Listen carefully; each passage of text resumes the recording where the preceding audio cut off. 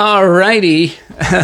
Well, everyone, which is no one right now, we had to jump over here. I'm doing podcasts now, and was going to be on YouTube there, but instead we jumping over to Facebook because Rob doesn't know what he's doing over there on YouTube yet. But today what I want to do is introduce two things. First of all, this podcast is called Talk on the Clock. And today I've got David Gavri in from Realty One. Say what up, David. Hey, everybody. What's up? Thanks for coming in. This is going to be fun. Yeah. So David is a realtor in Las Vegas as well. And he was a touring comedian, correct? Correct. Yeah. Correct. It sounds more glamorous than it actually was. I understand, because I was a touring musician.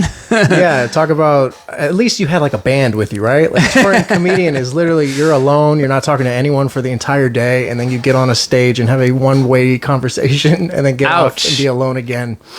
Yeah. Yeah, you should do it. Everyone should do it. Yeah, well, I'm sure it creates some funny material. Definitely builds character. That's one way to say it. I always joke that doing stand-up is like the best way to ruin your life. Don't get a drug addiction, don't get a gambling addiction. Just be addicted to buying notebooks and writing jokes in them and then performing them in a place where people don't go often. It's usually on a bar's like off night. So yeah, but yeah, I mean, in all seriousness, it builds a lot of character because it teaches you to really overcome that fear of public speaking, that fear of being publicly embarrassed. Yeah. That fear of being just completely rejected in all ways. Right. Both from groups and from individuals. So from that aspect, and then translating that over to real estate, like real estate feels like a piece of cake compared to that. Yeah. So I'm very grateful for having that time doing that. But also at the same time, once you get to your 30s and then even your 40s, like, do you really want to still be sleeping in your car and sleeping on floors? Not everybody wants to do that, no. And it was fun. It was definitely a fun way to spend your teens and 20s, for me at least. And now it's I'd rather do something that I can buy stuff with. Well, that's awesome, man. And originally you moved here from Chicago, right? Correct. Yep. So, hey, Chicagoans, they're coming to Las Vegas, right? So let's talk on the clock. All right. So the whole idea of this is to talk on the clock. I'm going to set a timer for 8 minutes and we're going to talk about a subject. We may have two subjects here, but if we only make it through one, don't be surprised because we could probably talk a lot on this one. We're going to talk about Wahlberg leaving Las Vegas. What's the word here? I've heard that Mark Wahlberg is, peacing out. So here we go. Talk on the clock. We're putting 8 minutes on the clock. Let's talk some Wahlberg. So the word is that, he sold his property in the Summit. It was a townhome, which we'll talk about townhome really. Because how much was this townhome? It was originally bought for over $13 million and sold for over $15 million, almost $16 million. Nice. So yeah, what's he doing? He came here to Vegas, right? To say, I'm making Vegas. He kind of made a statement that I'm going to make Vegas, second Hollywood, right? Hollywood 2.0. He's like, peace out, LA, right? Bye-bye, Cali.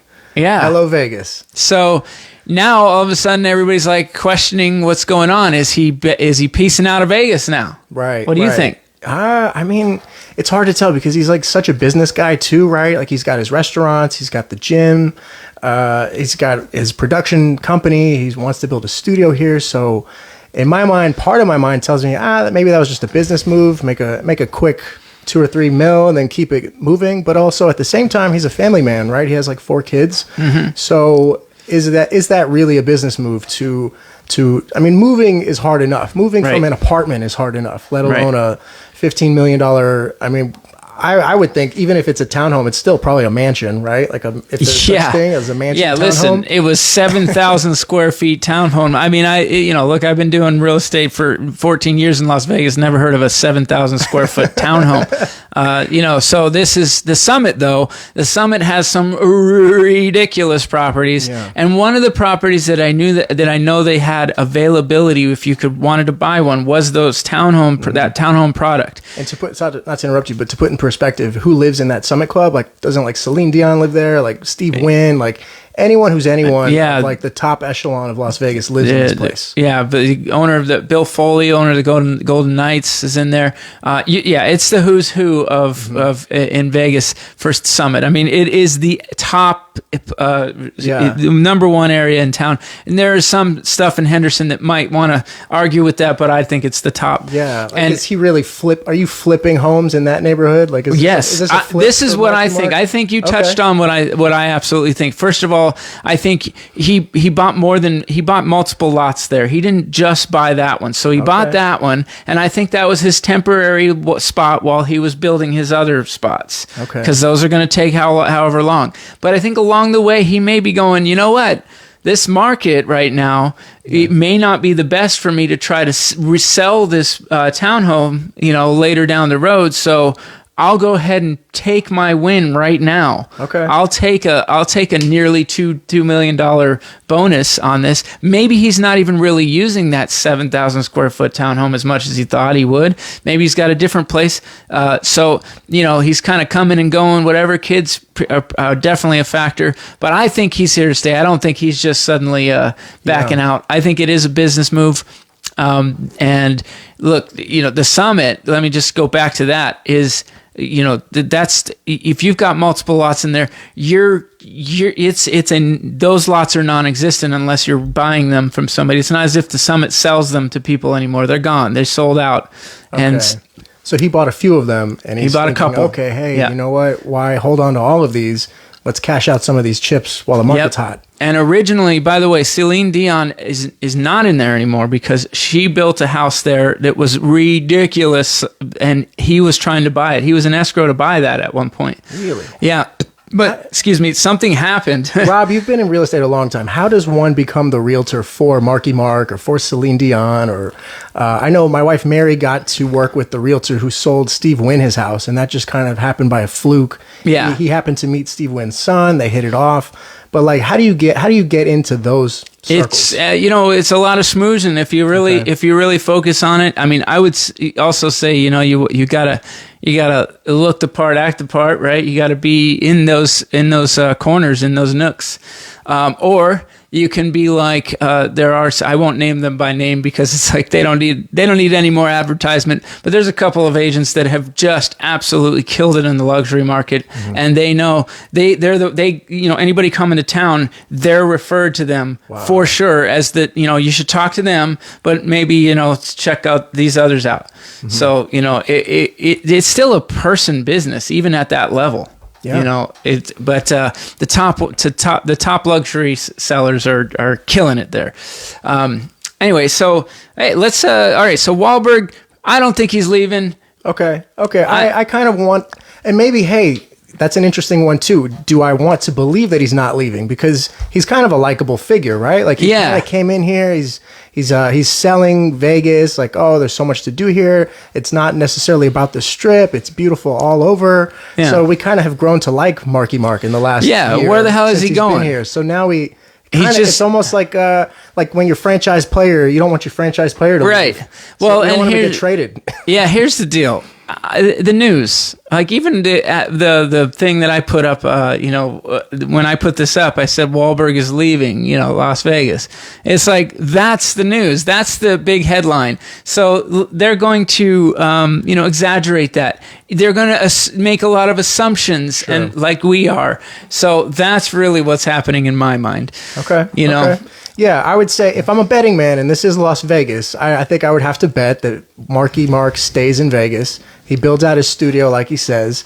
I mean, the guy is almost like a borderline politician at this point. He's like talking about creating jobs. I mean, I think the real question is how long before Mark Wahlberg is the mayor of Las Vegas? Can we start taking bets? Yeah. Well, so far, some of these actors have not been, they haven't dove into the politics. I know that Matthew McConaughey in Texas was, he was looking like he was going to. He kind of did a head fake, like I might go for governor or something. Yeah. And, so it wouldn't be surprising. I mean, we know we've had Ronald Reagan in the past. He was an actor and all that. So, hey. Yeah, we had that one guy who was the game show host of The Apprentice. What was his name? I forget his name. Oh, yeah. That guy. but we also we had Schwarzenegger in California. Yeah, absolutely. So, the governor. The governor. California.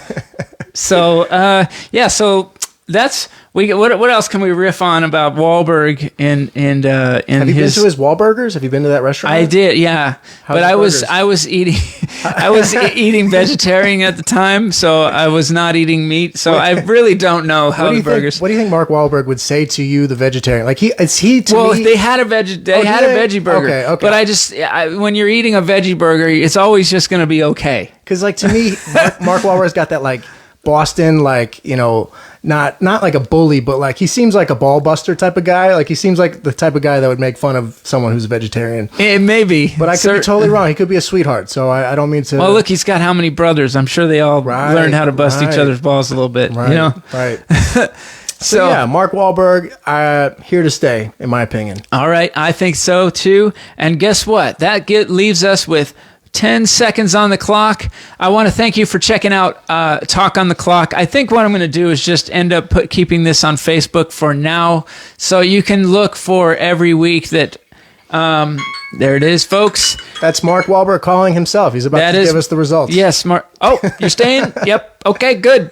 But yeah, so check it out every week, and then of course I'm gonna be shooting some more material with David here. I'm gonna do a reaction video with him that'll be on my YouTube channel, and I'm gonna do some more stuff. We're gonna have some fun to throw some social media clips up there, and David will be back if he wants to be back. Love to give Rob a shout out for this studio setup that he has here. It's really amazing, and he's trying something that no one else is doing. So give him mad props, and thanks so much for having me. This is super fun. Yes, I wanted to do this for a while, and it's only going to get better, folks. So we're going to keep making it happen.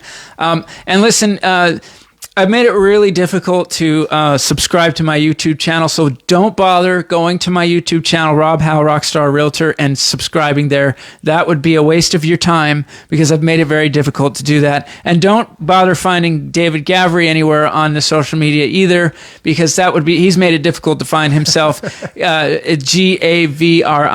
It's not an easy name to pronounce. Don't look for David Gavri or Robert Howe on any social media. All right, folks. Thank you. We'll see you around.